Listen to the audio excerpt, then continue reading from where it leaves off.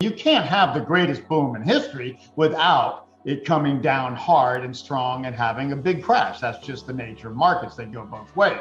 But what's happened uniquely here, the markets did peak in late 2007, as I've been warning for a long time, when baby boomers were peaking in their spending curve, all the way from 1983 to 2007. That is when people keep hitting age 46, their peak spending in higher numbers.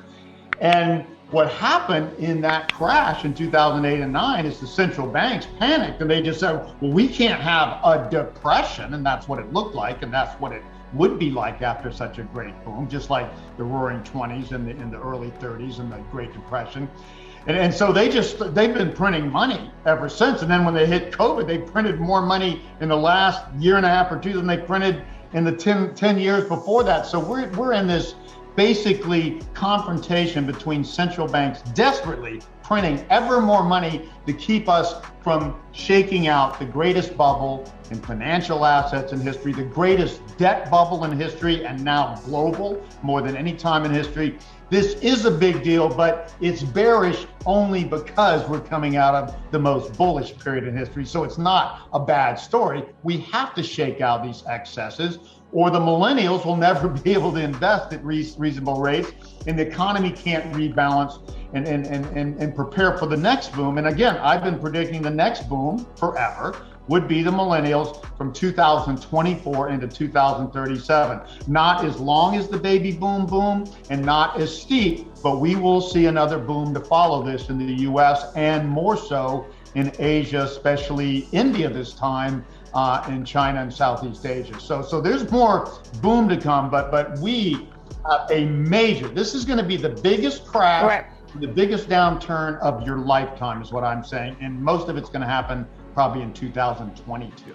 Okay, so first of all, I've studied every major bubble in history and the first crash. Now I'm just saying the first crash, when the bubble finally gives, okay? Like in 1929, or in 2000, in May of 2000, when it first crashed.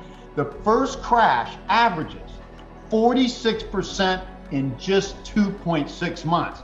Now, when a major bubble of this magnitude, like 1929 or 2000 or now 2021 crashes, the whole crash tends to be about 80 to 90%.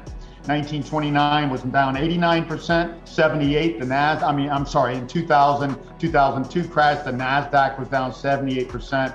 I'm saying stocks in general in this crash will be closer to the 29 to 32 crash. I'm estimating 87% for the S&P 500 and maybe slightly higher for the NASDAQ. So this is not something to sit through and just rebalance, as financial advisors say. Yeah. You have to get out of the way of this, and then we will have the buy opportunity in investments of a lifetime in around late 2023 or so. I predicted the 2007 top 20 years before it happened. That was a natural boom driven by real consumers and investors.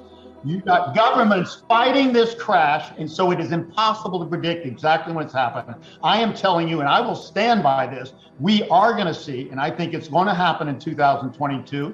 You cannot tell exactly, but the signs are recently, what we've seen one index from the corporate bonds to then the small caps and Bitcoin, and then the NASDAQ peaked in November 22nd, and it looks to me like the S&P could have peaked basically yesterday. So we see the succession of peaks down into narrower, more large cap. That's a classic long-term top. That's why I'm saying it's likely now, but there is no way to tell this until it happens. But I am warning people with unbelievable analysis in history of every bubble, major bubble in the last 150 years, that first crash will be 40 to 55% so fast you will not see it. So if you wait to see if I'm right and take that risk, you are going to be hit very, very hard. And history is very clear about that. No exceptions to that.